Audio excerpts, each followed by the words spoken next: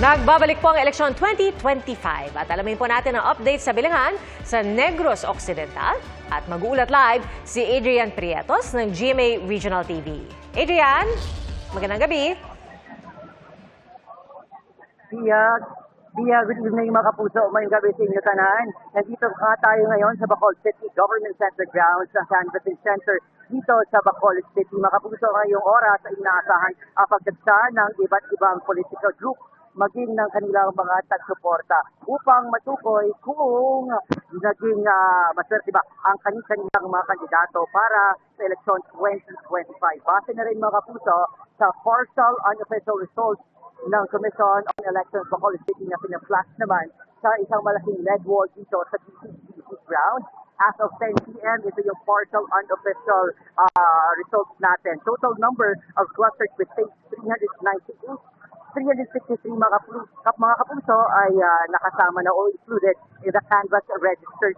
Voters naman, 355,880. 281,891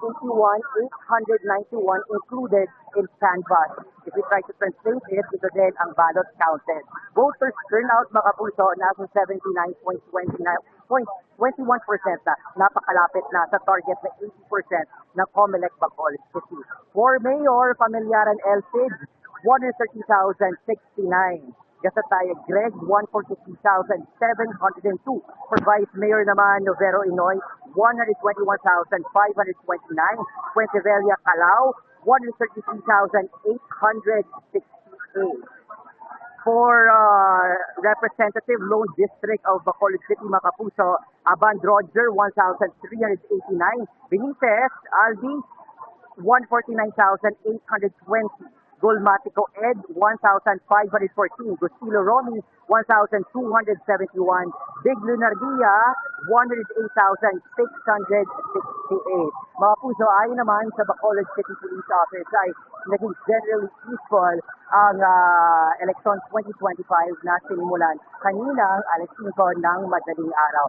Maliban na lang sa 32 katao na sinuli sa Barangay Mansilingan at Barangay Alhis, Bacolod City dahil nga sa paglabag sa liquor ban. At yan munang latest mula dito sa Bacolod City. Ako si Adrian Prietos para sa GMA Integrated News. Dapat ito para sa election 2025. Adrian, may nakikita kami dyan sa likuran mo, mga taong nagsisidatingan. Ito ba ay mga taga-suporta, supporters na nag-aabang ng proklamasyon? Kombinasyon na ito, Pia, no, ng mga supporters ng mga political groups natin.